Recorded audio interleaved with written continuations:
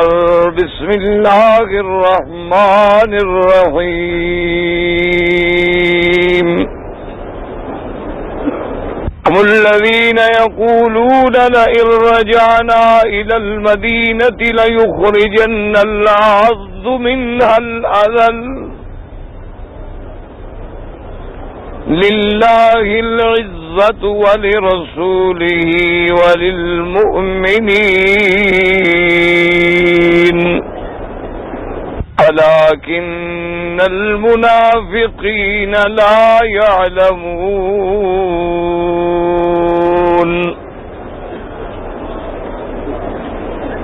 قال النبي صلى الله عليه وسلم المدينة خير لهم لو كانوا يعلمون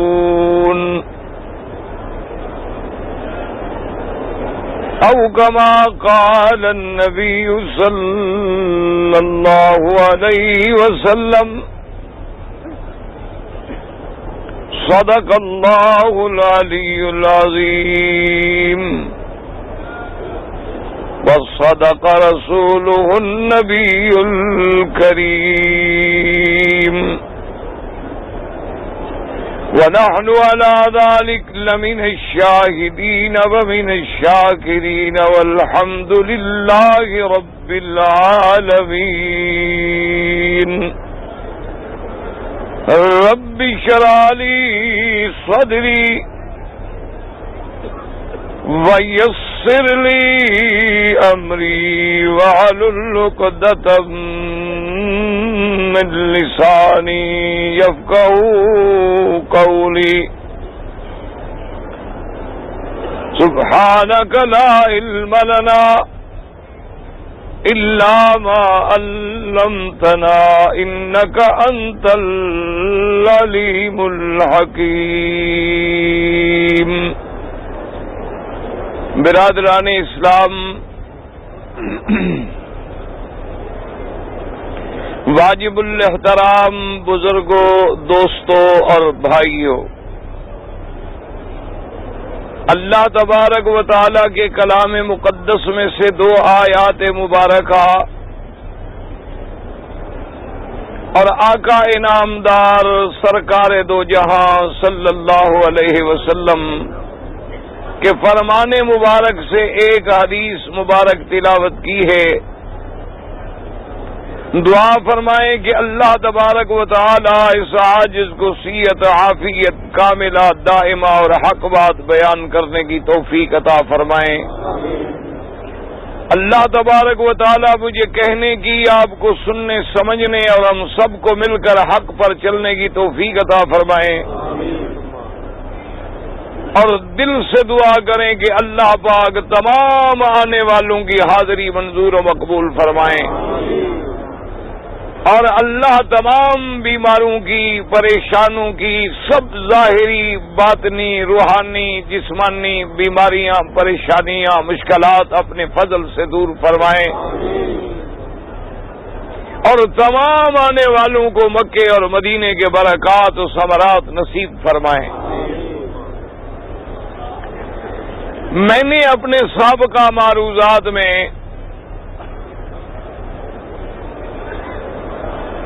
اس سرزمین مبارک، اس بقعہ مبارکہ، اس بلد الامین، اس حرم آمن مسجد الحرام اور اس کے آیات و بینات کے بارے میں کچھ باتیں عرض کی، اور اسی مناسبت سے آج میں نے جو آیت تلاوت کی ہے اس کا تعلق ہے مدینہ منورہ کی فضیلت سے، کیونکہ حجاج کرام میرے بھائی جو آ رہے ہیں وہ مکہ میں پہنچنے کے بعد ان کی دوسری حاضری جو ہے وہ مدینہ منورہ ہے، اور تمام عالم اسلام کے مسلمانوں کے لیے مکہ ہو مدینہ ہو یہ آنکھوں کا نور ہے،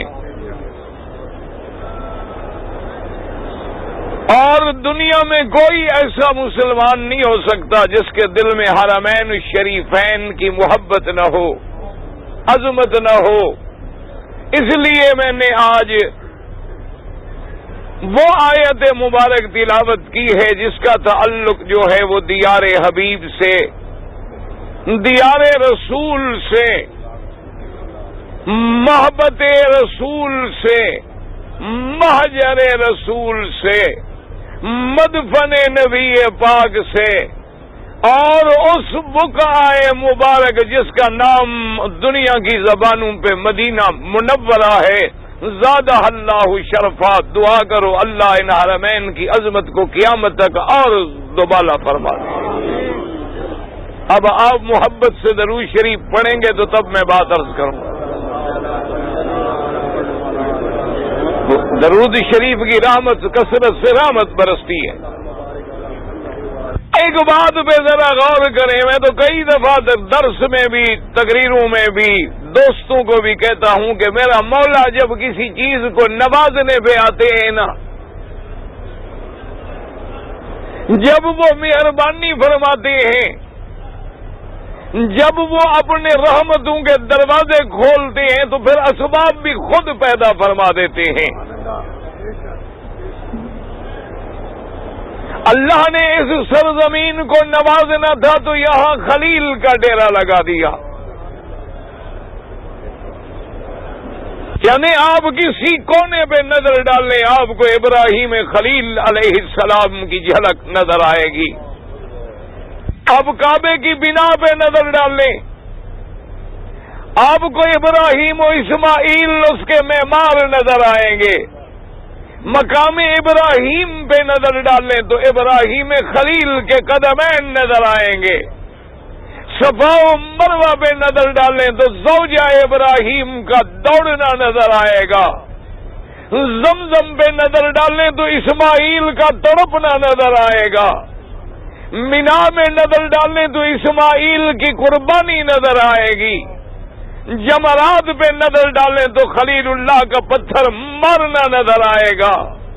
جب قربانی کرے تو ابراہیم کی قربانی نظر آئے گی۔ اس مقام کو شرف بخشا، یہاں خلیل بٹھا دیا، مدینے پہ راضی ہوئے وہاں حبیب کا ڈیرا لگا دیا۔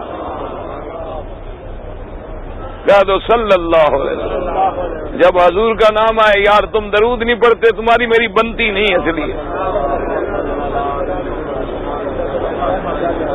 نہ ایمان سے کہ اب جناب مدینے پہ نظر ڈال لیں، مسجد پہ نظر ڈال لیں تو میرے مدنی کی جھلک نظر آئے، قباء پہ نظر ڈال لیں تو محمد مدنی کا سفر اول نظر آئے، نماز جمعہ پہ نظر ڈال لیں تو جمعہ اول نظر آئے، قبلتین پہ نظر ڈالیں تو اللہ تبارک و تعالیٰ کے نبی کی جھلک نظر آئے، جبل احد پہ نظر ڈالیں تو مدنی کا محبوب نظر آئے، جنت البقیع پہ نظر ڈالیں تو مدنی کی دعائیں نظر آئیں، مسجد کے اندر چلے جائیں تو محمد کا روضہ نظر آئے، اور روضے میں چلے جائیں تو جنت کا ٹکڑا نظر آئے۔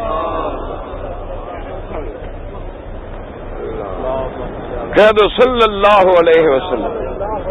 دعا کر اللہ ہمیں بھی نصیب کر، زندگی میں بھی اور موت میں بھی۔ اللہ اکبر، یہ میرے مولا کی شان نرالے ہیں کہ مدینہ منورہ، اور یاد رکھو مسئلہ سمجھ لو کہ اللہ تبارک و تعالی نے جس جگہ کو بھی رنگ دیا ہے نا، نوازا ہے نا، وہاں اپنے محبوب اور پیارے ضرور بھیجے ہیں۔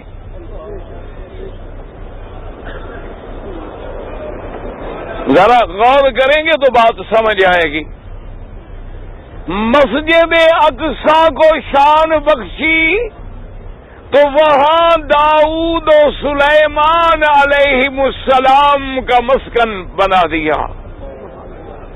داؤد بھی اللہ کا نبی اور سلیمان بھی اللہ کا نبی، کہہ دو علیہ السلام۔ اور اتنی شان والا نبی کہ معمولی سی غلطی ہو گئی رو رو کے اپنی داڑھی مبارک کو بھگو دیتے، پانی اگر نوش فرماتے تو روتے روتے آنسو مل جاتے، اور عام گزرنے والوں سے کہتے ادھر آؤ، غلطی کرنے والے کو دیکھو، میں نے غلطی کر دی ہے۔ اللہ کو رونا اتنا پسند آیا، اللہ کو داؤد کا رونا اتنا پسند آیا، اللہ نے فرمایا داؤد تیرا ذکر، تیرا شکر، تیرا رونا مجھے اتنا قبول ہے، اب میں حکم دیتا ہوں تو ذکر کر، پہاڑ بھی ذکر کریں گے۔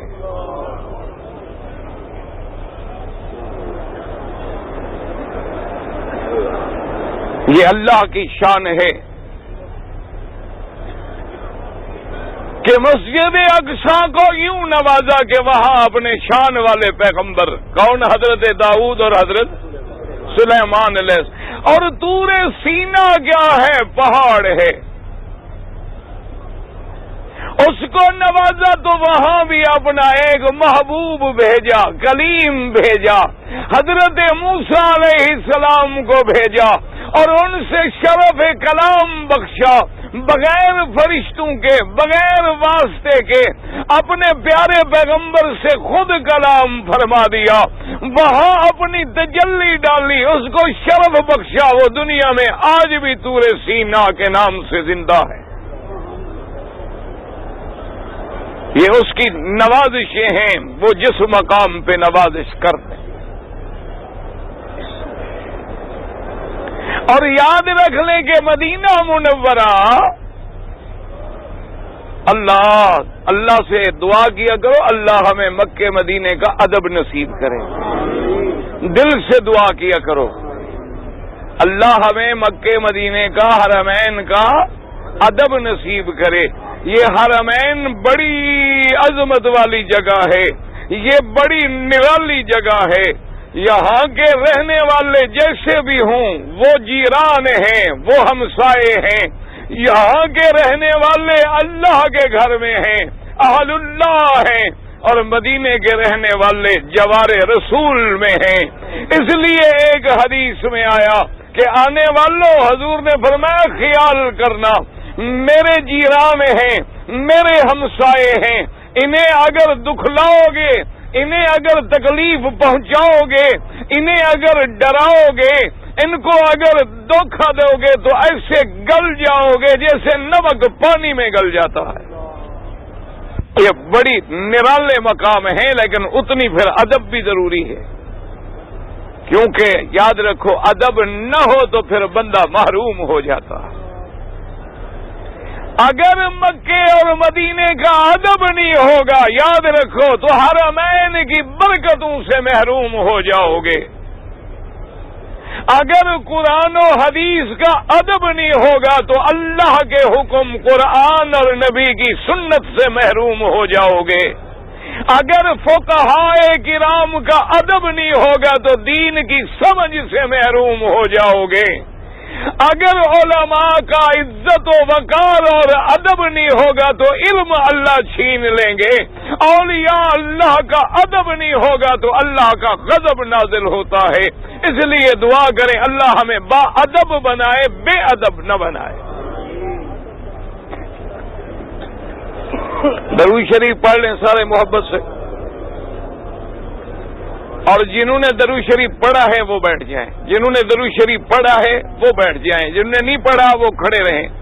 اب سمجھیں مسئلہ کہ ساری جمہور کی رائے تو یہ ہے کہ ساری کائنات میں افضل جو ہے وہ سرزمین کعبہ ہے، مکہ مکرمہ ہے، لیکن امام مالک کہہ دو رحمت اللہ علیہ، ہر امام مالک ہو، امام ابو حنیفہ ہو، امام شافعی ہو، امام احمد ابن حنبل ہو، کہہ دو رحمت اللہ علیہ، جو ان کی بے ادبی کرتے ہیں وہ خود علم سے محروم ہیں۔ یاد رکھیں یہ بھی اللہ کی شان ہے کہ 4 امام پیدا ہوئے، چاروں نے قرآن و حدیث میں اجتہاد کیا، امت کے لیے مسائل کو کھول دیا، یہ بھی میرے اللہ کی رحمتیں ہیں۔ اگر ایک قول ہوتا دنیا میں تو خدا جانے ہم عمل بھی کر سکتے نہ کر سکتے، کہ سب اللہ کی رحمت، یہ جھگڑا نہیں، یہ اللہ کی عنایت ہے اپنے بندوں پر۔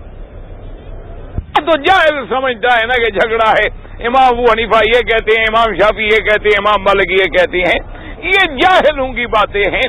جھگڑا کوئی نہیں، اصول میں کوئی جھگڑا نہیں، جو مسئلہ قرآن و حدیث کے نصوص میں ثابت ہے کوئی جھگڑا نہیں۔ اجتہاد وہاں ہوتا ہے جہاں قرآن حدیث میں نص موجود نہ ہو، تو وہاں ہر امام نے قرآن و حدیث کی روشنی میں مسئلے کو سمجھا ہے، یہ ان کی فہم ہے۔ جیسے تیرے ہاں مقدمات میں ایک وکیل کی سمجھ الگ ہوتی ہے، ایک وکیل کی سمجھ الگ ہوتی ہے، اور فیصلہ دونوں وہی کوڈ کر رہے ہیں، لیکن دونوں کی فہم میں فرق ہے۔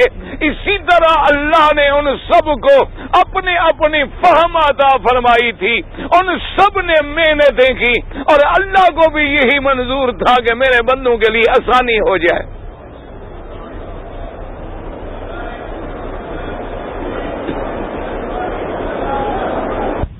امام مالک جو ہیں، ان کا دوسرا لقب کیا ہے؟ امام دار الہجرہ، مدینے کا امام ہے، کہہ دو رحمت اللہ علیہ۔ یہ وہ عاشق رسول ہے، اللہ تمہیں بھی نصیب کرے، مجھے بھی نصیب کرے۔ یہ وہ عاشق رسول ہے امام مالک رحمت اللہ علیہ کہ جو مدینہ منورہ میں سواری پہ سوار نہیں ہوتے تھے، پیدل چلتے تھے۔ شاگردوں نے پوچھا حضرت، کہتے تھے مجھے ڈر آتا ہے کہ یہاں سرکار کے قدم لگے ہوں، میں سواری پہ کیسے بیٹھوں؟ عاشق رسول کا یہ عالم ہے، اور ادب کا یہ عالم ہے کہ اگر کوئی آدمی دروازے پہ آتا مسئلہ پوچھنے کے لیے تو اپنے ملازم سے کہتے پوچھو کیا پوچھنا چاہتا ہے، وہ کہتے جی کوئی مسئلہ ہے تو تشریف لے آتے بتا دیتے، اور اگر وہ کہتا کہ نہیں جناب وہ کوئی حضور کی حدیث مبارک سمجھنا چاہتا ہے، فرماتے اس کو کہو کہ مسجد میں جائے، آپ غسل فرماتے، کپڑے بدلتے، خوشبو لگاتے، ادب سے آگے مسجد میں بیٹھ جاتے اور پھر کہتے اب میرے محبوب کی حدیث پوچھو۔ فرماتے ایسے کھڑے کھڑے گلی میں حضور کی بات کروں؟ حضور کی حدیث ہے، حدیث رسول تو ایسے ہے نا جیسے نبی کلام فرما رہے ہوں۔ قرآن جب پڑھتے ہو تو کس کا کلام ہے؟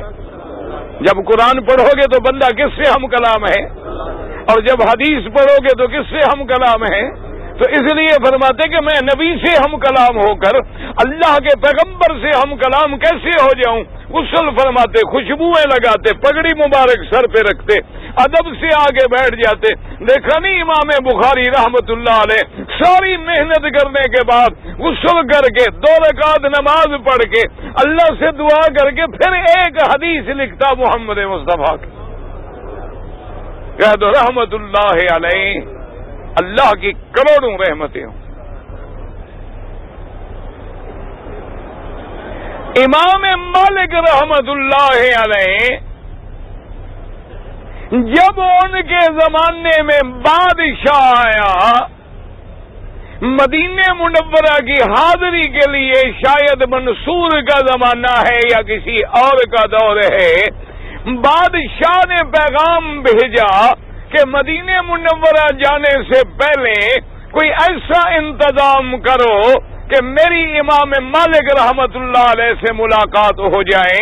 انتظام کیا گیا تو اس نے پوچھا، کہا کہ امام مالک اب میں مدینے میں داخل ہو رہا ہوں، مجھے کوئی وصیت کریں۔ فرمایا پہلی وصیت تو ہے تقوی اللہ، اللہ سے ڈرنا، اور دوسرا مدینے میں جب قدم رکھو سوچ لینا کہ یہ محمد مدنی کا شہر ہے۔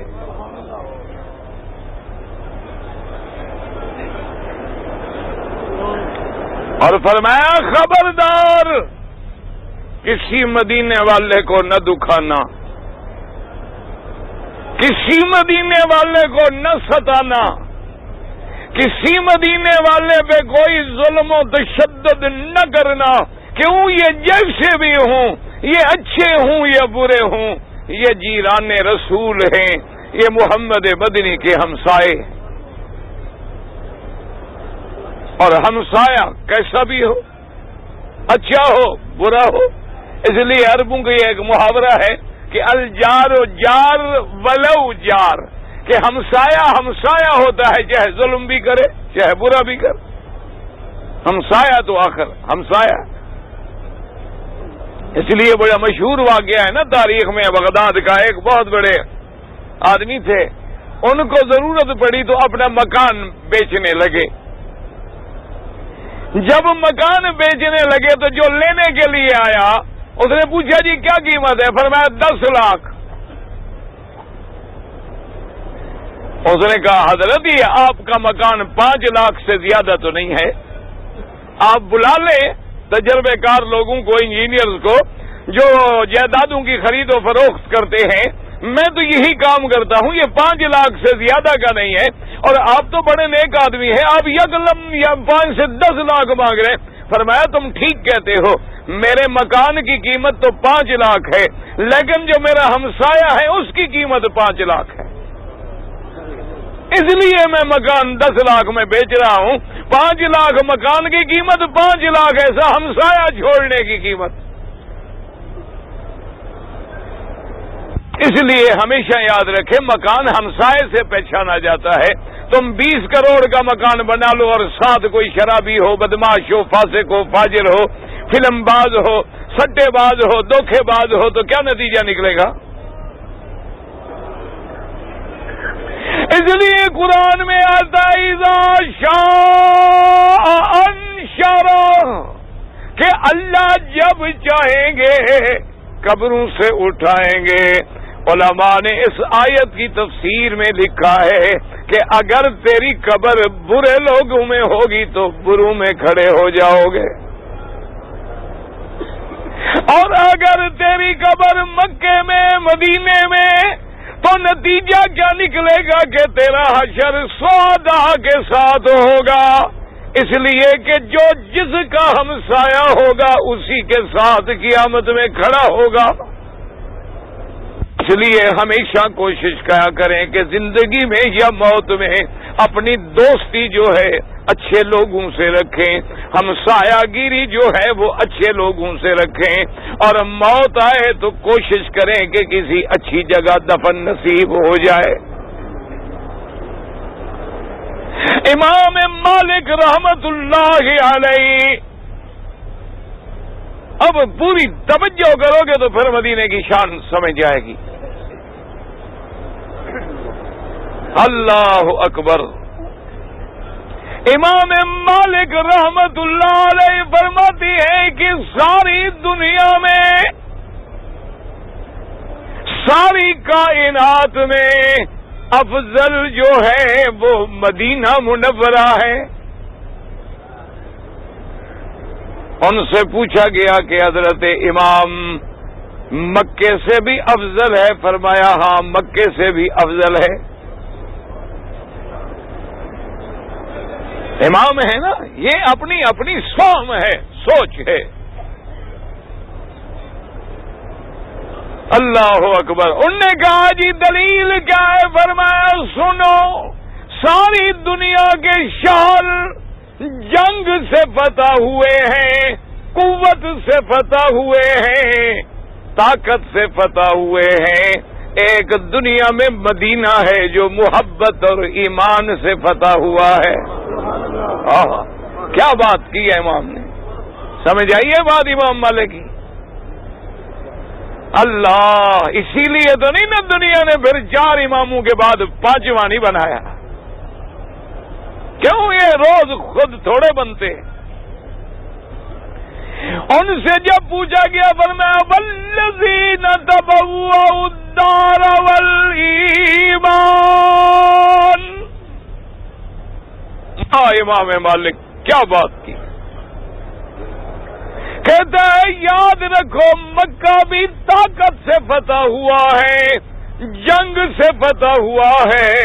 ساری دنیا کے ملک جب فتح ہوتے ہیں لڑائی سے، طاقت سے، قوت سے، ایک مدینہ ایسا ہے فرماتے تھے کہ ابھی میرا مدنی مدینے آیا بھی نہیں اور مدینہ پہلے فتح ہو گیا۔ یہ مدینے کی شان تھی کہ وہ محض ایمان سے فتح ہوا، حضور کی محبت میں فتح ہوا۔ ابھی میرے مدنی مکے میں تھے، یہ مینا میں جب آپ جائیں گے دعا کر اللہ نصیب کریں، اور جہاں پہلے دن کنکری مارو گے انشاءاللہ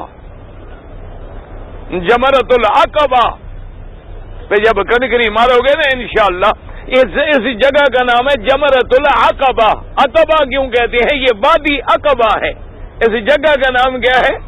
عقبہ، اسی لیے وہاں چونکہ جمرہ ہے تو وہ بھی جمرۃ العقبہ کہلایا۔ یہ وادی عقبہ ہے، 7 آدمی چھپ کے آتے ہیں، مدینے منورہ سے چل کے آتے ہیں اور اللہ کے نبی کو پیغام بھیجتے ہیں، اور میرا مدنی پاک بھی چپکے سے چھپ کے مکے سے عقبہ کی وادی میں تشریف لے جاتے ہیں۔ یہ جہاں جمرہ ہے نا، اس سے کچھ پہلے، تھوڑا سا پہلے، یہ ساری وادی جو ہے عقبہ ہے۔ ہاں جب سرکار گئے صلی اللہ علیہ وسلم، 7 آدمی اسلام لائے، حضور کے ہاتھوں پہ بیعت ہوئے۔ اسلام لانے کے بعد انہوں نے عرض کیا حضور ہم مدینہ منورہ سے آئے ہیں، مہربانی فرما کے اپنا کوئی بندہ بھیجیں جو ہمیں وہاں قرآن پڑھائے، تعلیم دے۔ میرے مدنی نے مصعب بن عمیر کہہ دو رضی اللہ عنہ، جو شہید ہوئے ہیں اور احد کے میدان میں جن کی قبر ہے، حضرت مصعب بن عمیر، حضور نے فرمایا مصعب تم جاؤ مدینے، حاضر یا رسول اللہ۔ مصعب ابن عمیر مدینے پہنچے، وہاں قرآن کا ابتدا شروع کی، اسلام کی باتیں شروع کی۔ اب جب دوسرا سال آیا، 7 کے بجائے مدینے سے 70 آدمی آئے۔ اس زمانے میں 70 آدمی معمولی بات نہیں ہوتی تھی، ویسے خیر وہ آدمی اتنے نرالے ہیں کہ ان کا ایک بھی ہماری ساری دنیا سے زیادہ شان والا، یہ تو ہمارا عقیدہ ہے۔ لیکن حالات میں کہ میرے مدنی کے پاس مکے میں بھی کل 40-45 آدمی تھے، لیکن مدینے میں 70 آدمی مسلمان ہوئے۔ پھر اطلاع دی، حضور پھر تشریف لے گئے اسی عقبہ میں، اس کو کہتے ہیں بیعت العقبہ الثانیہ۔ وہاں جا کے حضور نے بیعت کی۔ جب بیعت ہو گئی تو اب بیعت کرنے والوں کی بات سنیں اور سمجھیں، تو شریف پڑھ لیں اور پھر بات سمجھیں۔ اللہ اللہ دعا فرمائیں اللہ پاک ہمیں اپنے ان مقدس حرمین کی محبت اور ادب نصیب فرمائے۔ کلامی دعوے تو سب کرتے ہیں نا، دعا کر اللہ ہمیں دل میں محبت دے۔ اب تو محبتوں میں لوگ اتنی بڑھ گئے ماشاءاللہ، ہر جگہ روزے بنا دیے۔ ہم اگر کہیں تو کہتے ہیں وہاں بھی ہے، کیا خرد کا نام جنو رکھ دیا اور جنو کا نام خرد۔ جو چاہے تیرا حسن کرشمہ ساز کرے، تمہاری مرضی ہے بھئی جو چاہو، ورنہ ہمارا تو ایمان یہ کہتا ہے حاجیو باوضو بیٹھے ہو خدا کے گھر میں، آج فیصلہ کریں دل سے۔ میرا تو ایمان کہتا ہے کہ جیسے دنیا میں خدا کے گھر کے بعد کوئی دوسرا گھر نہیں بن سکتا، محمد کے روضے کے بعد دوسرا روضہ نہیں بن سکتا۔ تمہارا ایمان کہتا ہے کہ اور کعبے بن جائیں؟ حضور کے روضے کا مقابلہ کوئی کر سکتا ہے؟ پھر یہ کیا مانا کہ عمارتوں میں مقابلہ؟ ایک خدا کا گھر ہو اور ایک محمد کا روضہ ہو بس۔ اور یہ بھی عقیدہ صاف کر لو کعبہ تیرے لیے تیرے گھر میں نہیں آئے گا. تم نے حج پڑھنا ہے، طواف کرنا ہے، تم کعبے میں آؤ گے، اور میرا محمد بھی تیرے در پہ نہیں آئے گا، تم محمد کے در پہ آؤ گے. کہہ دو صلی اللہ علیہ وسلم. نہ حضور ہمارے پاس آئے کہ ہم مدینے آئیں. ہاں جی، نہ ادب کیا کہتا ہے؟ ادب یہی ہے کہ تم آؤ ملنے ہمیں، ہم نے دیگ پکائی ہے، کھڑے ہو گئے، آ جاؤ. یہ ادب ہے؟ ادب یہ ہے کہ ہم سر کے بل بھی آئیں. عاشق تو یہ ہے کہ 1000 بار بشویم دہن بمشک گلاب ہنوز نام تو گفتن کمال بے ادبی. کہتا ہے 1000 دفعہ میں اپنے منہ کو گلاب اور کے گلاب سے دھو ڈالوں، پر مدنی تیرا نام لیتے ہوئے ڈر لگتا ہے کہ اس گندی زبان سے کیسے نام لوں، اس پلید زبان سے جس سے سارا دن جھوٹ.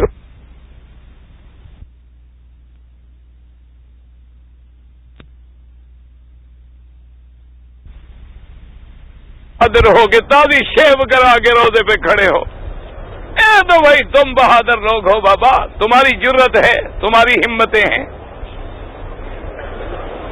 نہ کبھی کعبے کا حیا آیا ہے، نہ روزے کی شرم آئی. اور کیا فائدہ ہے حج پڑھنے کا؟ کوئی میلہ ہے، کوئی پکنک ہے، کوئی پکنک پوائنٹ ہے؟ آپ آئے ہیں سیر کرنے کے لیے، کھایا پیا، بپسی پی، بوتلیں پی، اور اس کے بعد جناب ماشاءاللہ گھر چلے گئے. یا لڑائی ہے، جھگڑا ہے، شکایت ہے، قصے یا کہانیاں. اور یہ جگہ تو وہ ہے کہ جہاں عاشق تڑپتے رہے، کانپتے رہے، روتے رہے، اور صدیاں گزر گئی پر مدینہ نصیب نہ ہوا. یہ تو بھائی تمہاری بہادری ہے کہ ماشاءاللہ تازہ نبی کی سنت کو چٹ کر کے کھڑے ہیں. الصلاۃ والسلام علیہ. ماشاءاللہ.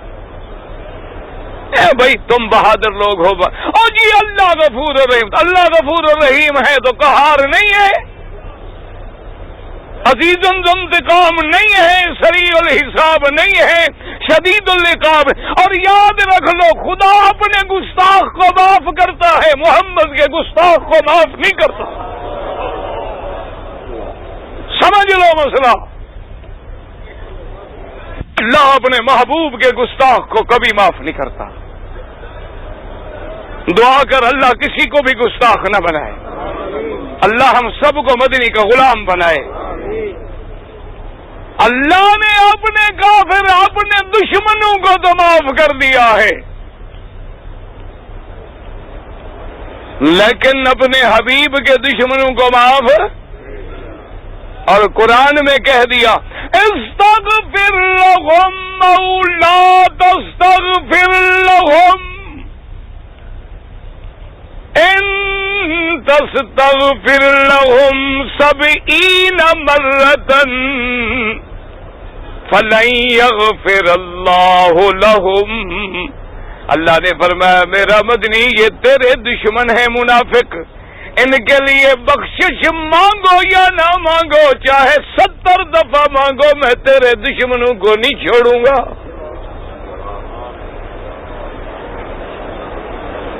اور قرآن سنو ان الذین یؤذون اللہ ورسولہ لعنہم اللہ فی الدنیا والآخرہ. اللہ نے فرمایا جو اللہ کو ایذا پہنچائے، میرے مدنی کو ایذا پہنچائے، اس پہ اللہ کی لعنت ہے، دنیا میں بھی آخرت میں بھی. اچھا اللہ کو ایذا کیسے پہنچاؤ گے؟ طاقت ہے تمہاری؟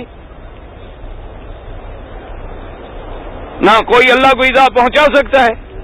کیا مانا؟ اللہ کی نافرمانی کرو گے تو یہ اللہ کو ایذا ہے، اور میرے مدنی کی نافرمانی کرو گے تو یہ میرے محمد مدنی کو ایذا ہے. سمجھ آ گئی بات؟ ورنہ کون اللہ کو ایذا پہنچائے؟ اللہ کی نافرمانی، اللہ کے حکم سے روگردانی، یہ اللہ کو ایذا ہے۔ اور میرے مدنی کی سنت کی مخالفت چاہے لباس میں ہو، چاہے شکل میں ہو، سیرت میں ہو، صورت میں ہو، یہ میرے مدنی کو ایذا ہے۔ جو حضور کو ایذا پہنچائے پھر سزا کیا ہے کہ لعنہم اللہ، ان پہ اللہ کی لعنت ہے، دنیا میں بھی آخرت میں بھی۔ دعا کر اللہ پاک ہر مسلمان کو اپنی لعنت سے بچا لے، اپنی رحمت نازل فرما دے۔ میرے بھائی بیٹھ جاؤ یار، کوئی تماشا تو نہیں ہے نا، بیٹھ جاؤ گے۔ میرا تو حاجیوں کی دعا پہ بڑا عقیدہ ہے، تیرا اپنی دعا پہ عقیدہ نہیں ہے اصل میں۔ میرا تو ایمان ہے کہ حاجی کی دعا دل سے نکلے خالی جا سکتی نہیں، کیوں؟ اللہ نے وعدہ کیا ہے کہ حج پہ آنے والے میرے مہمان ہیں، فرمایا جو مانگے میں دوں گا، لیکن ہمیں مانگنا جو نہ آئے۔ ایک بزرگ کھڑے تھے، فرماتے ہیں میں نے دیکھا کہ ایک بچہ ماں سے کچھ مانگ رہا ہے اور ماں جھڑک رہی ہے، وہ کہتا ہے دے دو، وہ جھڑک رہی ہے، حتیٰ کہ ماں نے مارا وہ پھر چمٹا ہوا ہے، ماں نے مارا وہ پھر چمٹا ہوا ہے۔ آخر ماں ناراض ہو کے دروازہ بند کر کے غصے میں اس کو گھر کے باہر چھوڑ کے چلی گئی۔ بچہ تھوڑی دور گیا، پھر واپس آیا، دروازے پہ آ کے روتا روتا وہی سو گیا۔ 1 گھنٹے کے بعد ماں جو نکلی، دیکھا کہ دروازے پہ پڑا ہے تو فوراً گر گئی، اٹھا لیا، سینے سے لگا لیا، اور اس کے بعد انہوں نے اللہ والے نے اپنے ملازم سے، اپنے ساتھیوں سے فرمایا دیکھا ہے اس طرح مانگا جاتا ہے مولا سے کہ جب بچے کو یقین ہو گیا کہ اس در کے بغیر تو در کوئی نہیں، ماں کو چھوڑ کے کہاں جاؤں، تو ماں راضی ہو گئی۔ تم اللہ کے در کو چھوڑ کے نہ جاؤ تو رب راضی ہو جائے۔ کہو لینا ہے بس، جانا ہی نہیں۔ یہ تھوڑا ہے کہو جی ہو جائے گی، نہ کہو مولا تیرے بغیر کسی سے مانگنا شرک ہے، اور تیرے دروازے پہ آیا ہوں اور لے کے جاؤں گا خالی، میں نے جانا ہی نہیں۔ اس یقین سے دعا کر کے گویا مل گئی، یہ نہیں کہ ملے گی، نہ۔ ایک اللہ کے ولی تھے، اللہ ان کی قبر پہ کروڑوں رحمتیں فرمائے، وہ مدینہ منورہ میں دفن ہوئے، وہی فوت ہوئے۔ ان کو ایک دوست نے پاکستان سے خط لکھا کہ میں بڑی مصیبت میں مبتلا ہوں، میرے اوپر بہت بڑی مصیبت آ گئی ہے، دعا کریں مدینے میں اللہ میری مشکل حل کر دے۔ انہوں نے خط لکھا اور خط میں لکھا میں نے تمہارے لیے دعا کر دی اور تمہاری مشکل حل ہو گئی۔ سمجھا کہ میں نے تمہارے لیے دعا کر دی اور تمہاری مشکل حل ہو گئی۔ وہ خط آ گیا، خط آیا، اس نے پڑھا، اللہ نے مہربانی کی مشکل حل ہو گئی۔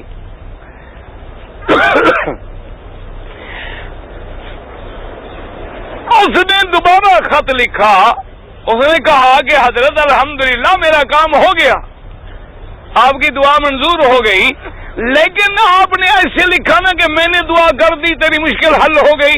یہ تو اللہ کی مرضی، حل ہو نہ ہو، آپ نے یہ کیسے لکھ دیا کہ ہو گئی؟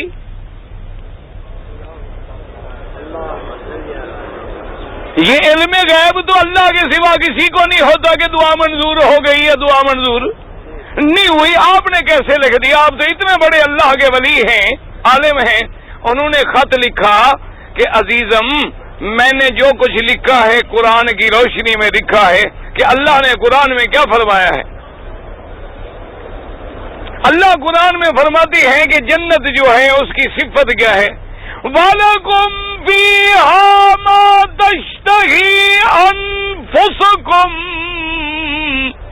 وَلَكُمْ فِيهَا مَا تَدَّعُونَ۔ اللہ نے فرمایا جنت کی صفت یہ ہے کہ جب جنت والے جنت میں جائیں گے ان کو ہر وہ نعمت ملے گی جس کی خواہش کریں گے، اور جو مانگیں گے اللہ دیں گے۔ جنتی کی بات کبھی رد نہیں ہوتی۔ تو میں نے تیرے لیے مدینے کے اس ٹکڑے میں بیٹھ کے دعا مانگی جس کے بارے میں سرکار نے فرمایا ما بین بیتی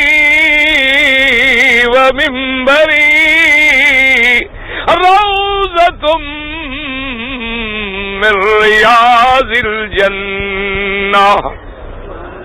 اللہ کے نبی نے فرمایا کہ میرے گھر سے میرے منبر تک کا جو ٹکڑا ہے یہ جنت کا ٹکڑا ہے.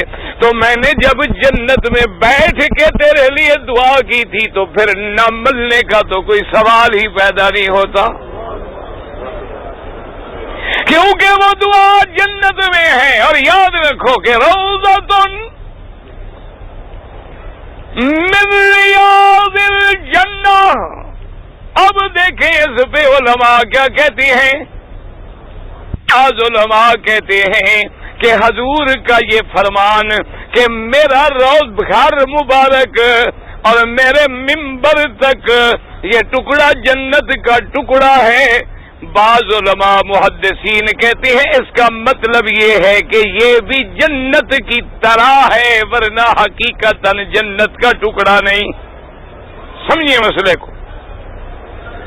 کیوں؟ انہوں نے کہا جنت کی صفت ہے کہ اللہ تجوع فیہا ولا تعرا، کہ جنت میں تو بھوک نہیں لگے گی اور جنت میں پیاس بھی نہیں لگے گی، جنت میں کپڑے بھی بوسیدہ نہیں ہوں گے، لیکن اس میں بیٹھے رہیں تو بھوک بھی لگتی ہے پیاس بھی لگتی ہے. تو لہذا یہ جنت کا ٹکڑا کیسے ہوا؟ انہوں نے کہا معنی یہ ہے کہ یہ بھی جنت کی طرح ہے. جیسے حضور کی حدیث ہے اذا مررتم من ریاض الجنت فارتعوا. حضور نے فرمایا جب جنت کے باغوں سے گزرو تو چر لیا کرو. صحابہ نے پوچھا حضور جنت کے باغ کیا ہیں؟ فرمایا حلق الذکر، جہاں اللہ کا ذکر ہو، جہاں قرآن ہو حدیث ہو، وہ باغ جنت کے گویا ٹکڑے ہیں. نے کہا اسی طرح یہ بھی جنت کا ایک ٹکڑا ہے، حقیقتاً جنت نہیں. لیکن یاد رکھو ہمارے علماء محدثین فقہا نے لکھا ہے کہ نانا اگر ایسی بات ہوتی تو پھر پوری مسجد جنت ہے، پورا مدینہ جنت ہے، مدینے کی ہر مسجد میں اللہ کا ذکر ہے، وہ بھی تو جنت ہے. پھر حضور کا ایک ٹکڑے کو معین کرنے کا معنی کیا ہے کہ یہ حقیقتاً جنت کا ٹکڑا ہے، یہ مثال نہیں بلکہ حقیقت ہے. اور اس میں آنے والا گویا اللہ کے حکم سے اور حدیث کے مطابق جنت میں داخل ہو جاتا ہے. اور کتنے خوش نصیب ہیں وہ لوگ جن کا ڈیرا بھی، جن کی مزاریں بھی جنت میں، جن کا قیام بھی جنت میں، جن کی زندگی بھی جنت میں، جن کی قبر بھی جنت میں، جن کا حشر بھی جنت میں. انہوں نے کہا حقیقتاً یہ جنت کا ٹکڑا ہے اور قیامت میں اللہ اسی ٹکڑے کو بھی جنت میں منتقل کر دیں گے. انہوں نے فرمایا جیسے حجر اسود جنت کا پتھر ہے اسی طرح یہ بھی جنت کا ٹکڑا ہے. اور اللہ کے لیے ایک ٹکڑا منتقل کرنا کون سی مشکل بات ہے. اس لیے جب جائیں اس یقین کے ساتھ، اس ادب کے ساتھ جائیں کہ حضور کے فرمان کے مطابق ہم جنت میں بیٹھے ہیں، اور دعا کریں کہ اللہ ہمیں زندگی میں بھی اور آخرت میں بھی جنت نصیب فرما دے. اللہ اکبر. اب دیکھیں جی مدینے والوں کی بات سنیں اور سمجھیں. ہم عاشق ہیں لیکن جھوٹے عاشق ہیں. دعا کر اللہ سچا عاشق بنائے، اللہ ہمیں سچا حاجی بنائے، اللہ ہمیں سچا مومن بنائے. یہ نہیں حج پہ آیا ہے پتہ کوئی نہیں بیچارے کو حج کیا ہے، عمرے پہ آیا ہے پتہ کوئی نہیں عمرہ کیا ہے. 20 آدمیوں کا جو قافلہ ہے ایک کو بھی طریقہ نہیں آتا کہ عمرہ کیا ہے. اور جی ہمیں کسی بندے نے عمرہ نہیں کرایا، عمرہ نہیں، اور تمہیں خود سیکھا ہوتا تو کیا ضرورت تھی گیلا کرنے کی. اگر تھوڑا سا 2 دن بھی کتابیں پڑھ لو تو مسئلہ حل ہو جائے، کوئی مشکل تو نہیں ہے. اب دیکھیں جی جب 70 آدمی نے بیعت کی، اور یہ بیعت کیا تھی؟ بیعت علی الاسلام، بیعت علی الایمان، ایمان لائے حضور کے ہاتھ پہ بیعت ہوئی. اب دیکھیں مدینے والوں کی سوچ دیکھیں، اللہ پاک رحمت فرمائے، شان دیکھیں مدینے والوں.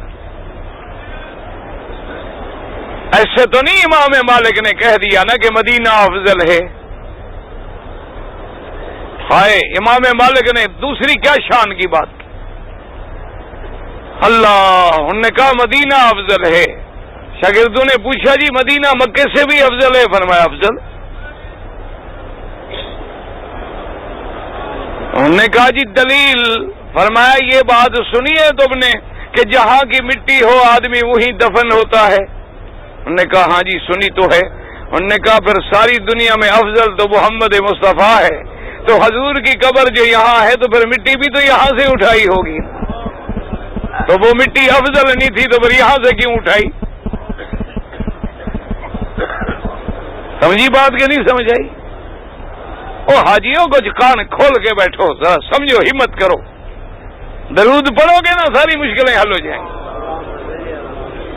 اصل میں حاجی بھی بیچارے کیا کریں، ساری زندگی ہماری گزر گئی دوڑے میں. یعنی آپ حیران ہوں گے، میں آپ کے ملک میں گیا، میرا بھی ملک ہے، ملک تو اللہ کا ہے، وطن ہے. تو ایک جگہ انہوں نے، میں پہلے دن وہاں پہنچا، کوئی تقریباً 16 سال کے بعد اس جگہ میں گیا. جمعہ کا دن تھا، اتفاق کی بات تھی. تو انہوں نے کہا کہ جی آپ جمعہ پڑھا دیں. کیسے ہوتا ہے؟ اب مولوی کی جائیداد تو یہی مسجد ہوتی ہے نا بھائی.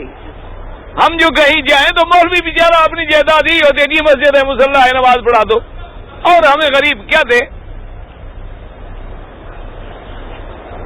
ہاں لیکن یاد دعا کر اللہ ہم سے یہ مسجد والا اور یہ ممبر والی جائیداد نہ چھینے، بس ہمیں یہی قبول ہے.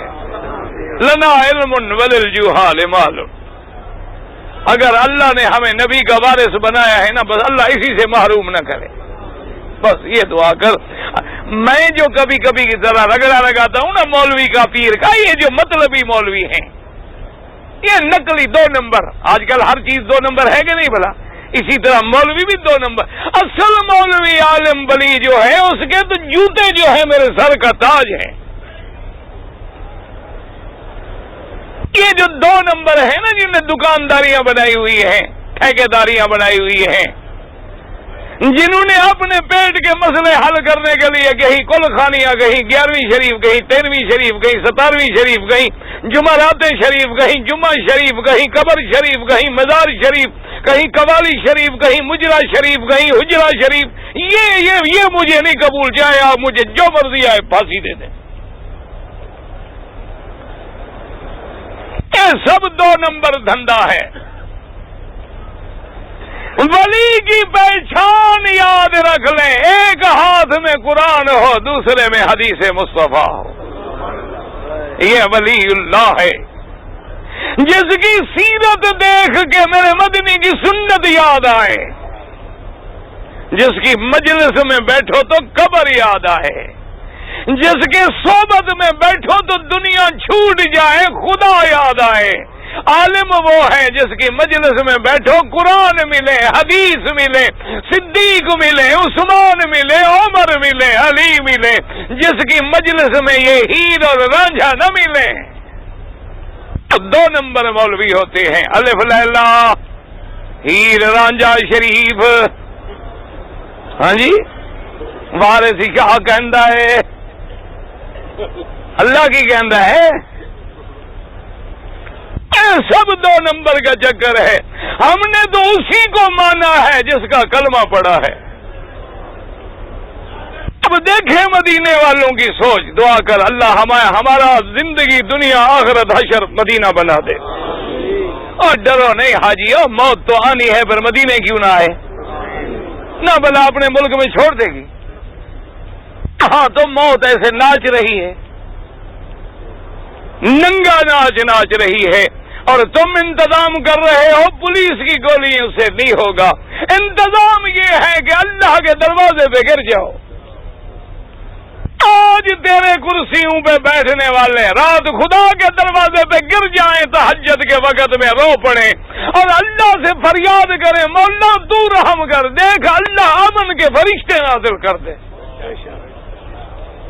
ساری گردنیں تو تکبر سے یوں نہیں ہوتی.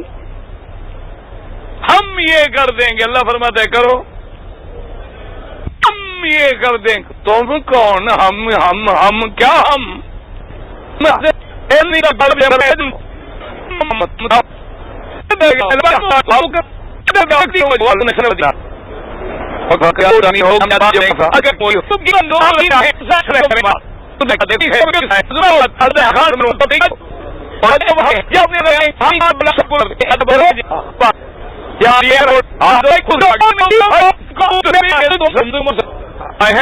کرتے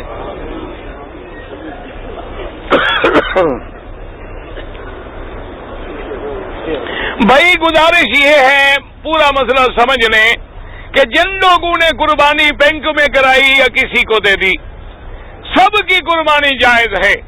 صرف امام ابو حنیفہ رحمۃ اللہ علیہ کا مسلک شدید ہے. ان کے نزدیک ترتیب ضروری ہے کہ پہلے کنکری ماریں پھر قربانی کریں پھر سر مڈائیں ورنہ ایک اور بکری دینی پڑے گی. لیکن باقی تینوں اماموں کے نزدیک امام شافعی امام مالک امام احمد بن حنبل کے نزدیک اگر آگے پیچھے بھی ہو جائے تو کوئی حرج نہیں. سمجھ آ گیا مسئلہ؟ اگر کوئی اپنے مسلک پہ بڑا شدید ہے تو بکری خود ذبح کرے اپنے ہاتھوں سے کرے وہ بھی انتظام وہاں موجود ہے کوئی فکر کی بات نہیں. اور اگر کمزور ہیں ڈر ہے خوف ہے دے دیں اللہ سب کی قبول فرمائیں گے. حضور کو علم غیب تھا یہ انشاءاللہ مسئلے آ جائیں گے. علم غیب کا مالک اللہ ہے. یہ کہ جی پتہ نہیں ریکارڈنگ کیسٹ بھی مجھے نہیں پتا کہ کیسٹ کتنے میں ملتی ہے. نہ میں نے کبھی بیچی ہے نہ خریدی ہے الحمدللہ. بیچی ہے کبھی نہیں خریدی ہے کبھی نہیں چونکہ مولوی خرید کے نہیں کھاتا. یعنی میرے جیسا مولوی یار جو اچھے مولوی ہیں وہ تو خرید کے کھاتے. ایاک نعبد و ایاک نستعین کا معنی یہ تھا کہ عبادت بھی تیری مدد بھی تیری لیکن تیرے نبی کا فرمان ہے کہ زمزم شفا ہے اس لیے پی رہا ہوں.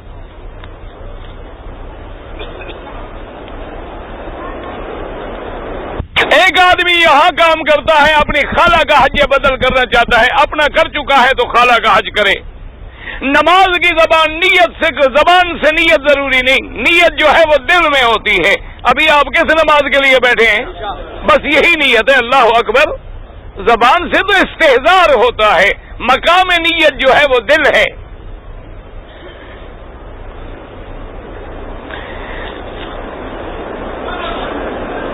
ہمارے پنجاب میں اکثر ہر بستی میں جمعہ چھوٹی چھوٹی بستیوں میں بھی اصل بات یہ ہے کہ اہل حدیث علماء کے نزدیک ہر بستی میں جمعہ جائز ہے. امام ابو حنیفہ رحمۃ اللہ علیہ فرماتے ہیں جو بستی بہت بڑی ہو جہاں دنیا کی ضروریات کی سب چیزیں ملتی ہوں وہاں جمعہ پڑھایا جائے تاکہ جمعہ کا جو اجتماع کا مقصد ہے وہ حاصل ہو. اور اگر کوئی لڑکی بیعت کرنا چاہتی ہے تو کسی اللہ والے کی بیعت ہو بھی. میں تو گناہگار آدمی ہوں میں تو خود بدکردار اور گناہگار بندہ ہوں کسی اللہ والے کی بیعت کرے. میں دعا کروں گا اللہ ہدایت دے. اگر کسی نے حج کیا اور 12 تاریخ کو کنکریاں دوپہر سے پہلے مار دی تو دم پڑ جاتی ہے. صرف ایک قول ہے کہ جن آدمیوں کا سفر ہو اور اس دن کے علاوہ سفر پھر نہ مل سکتا ہو تو وہ مجبوراً اس دن پہلے بھی مار سکتے ہیں ورنہ بلا عذر پہلے ماریں گے تو ایک بکری دم دینی پڑے گی. 12 تاریخ کو وقت شروع ہوگا ظہر کے بعد ظہر سے پہلے شروع نہیں ہوگا. لیکن لوگ تنگ ہوتے ہیں نا بیچارے کہتے ہیں چلو یار چھوڑو کیا ہے بس ٹھیک ہے ہو جائے. حج تھوڑا ہے میلہ ہے آپ دیکھنا انشاءاللہ حاجی 10 کو واپس گھر آ جائیں گے. جی بس تھک گئے جی اور کنکریاں دے چھڑیاں نہیں کہ ہو رومال چھڑ سی کیا. ارے اپنی برادری ہے نا میں جانتا ہوں نا آپ دیکھ لینا کیا ہوتا ہے. آپ جب جائیں گے نا پہلی رات انشاءاللہ مینا میں اگر خیمے میں 10 آدمی ہیں واپس جب آئیں گے انشاءاللہ 2 ہوں گے. ہو جی گرمی ہے جی کیا کریں جی بہت گرمی لگتی ہے جی. اگر میں رات کو 11 بجے تہجد پڑھ لوں ٹھیک ہے کوئی حرج نہیں بلکہ مسئلہ سمجھ لو عشاء پڑھنے کے بعد مثلا ابھی تم گھر جاؤ گھر جا کے روٹی ووٹی کھا کے ابھی وضو کر کے تہجد پڑھ لو، یہ بھی تہجد ہے۔ یہ ضروری نہیں کہ سو جاؤ، اور افضل وقت ہے کہ آخری رات میں پڑھو، ورنہ ساری رات جب چاہو پڑھ لو۔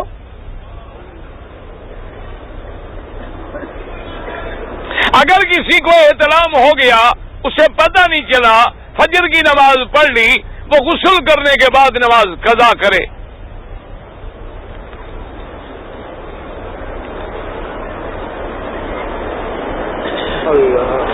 سعودی عرب میں بھینس نہیں ہے، دریا جو نہیں ہے،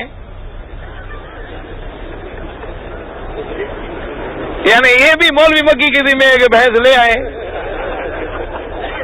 اب بتاؤ کیا کریں جی؟ اب جواب نہ دو، کہتے ہیں جی مولوی جواب نہیں دیتے، کیا کروں؟ کہتے ہیں مذاق کرتے ہیں۔ اللہ کے بندے، بھینس ہیں یہاں بھی ہوتی ہے جہاں پانی ہے، جہاں پانی نہیں بھینس نہیں ہوتی۔ حج کے دن جو قربانی ہوگی واجب ہے۔ خانہ کعبہ کے چکروں کی 7 چکر ہیں، آسمان بھی 7، زمینیں بھی 7، اللہ کی حکمت ہے۔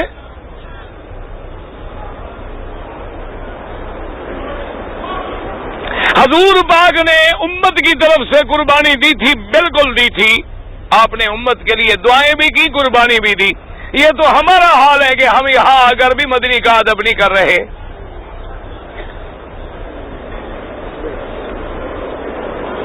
مسجد نبوی میں یا مکے میں نمازیوں کے آگے گزریں، بالکل نہ گزریں۔ اگر مجبوری ہو تو اتنا دور گزریں کہ سجدے والی جگہ پہ پاؤں نہ آئے۔ اگر ایک بچی ہے 10 مہینے کی، اس کی بھی نیت کر لے ماں، اگر حج پہ جا رہی ہے اس کو بھی پورے حج کا ثواب ملے گا۔ اگر کوئی عورت دوائی کھا لے کہ حج کے دنوں میں حیض نہ آئے، جائز ہے، بالکل کھا لے، کوئی منع نہیں۔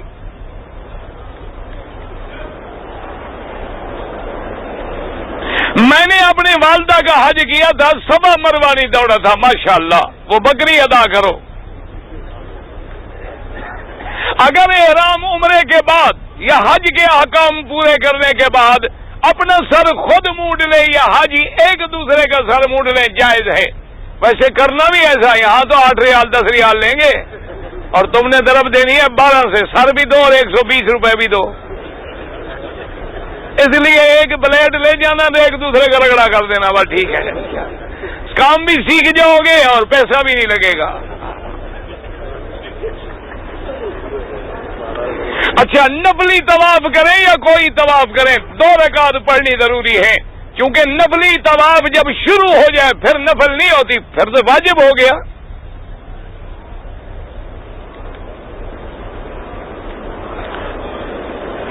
کہتا ہے جی میں حنفی ہوں اور میری والدہ کھڑے ہو کے نماز نہیں پڑھ سکتی، تو آپ ان کی کنکریاں خود ماریں، وکیل بنا دیں آپ کو۔ پہلے آپ اپنی کنکری ماریں، بعد میں اپنی والدہ کی کنکری ماریں۔ جن کی والدہ ہے، بیوی ہے، بہن ہے، بھائی ہے، باپ ہے، ضعیف ہے، چل نہیں سکتے، کھڑے نہیں ہو سکتے، وہ دوسرے نوجوان کو وکیل بنا دیں۔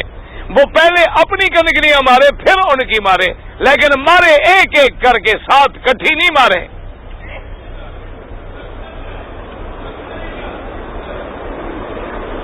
اگر ایک آدمی نے صفا مروہ کی سعی نہیں کیا اور بال منڈوا دیے، ایک دم ادا کرے بکری۔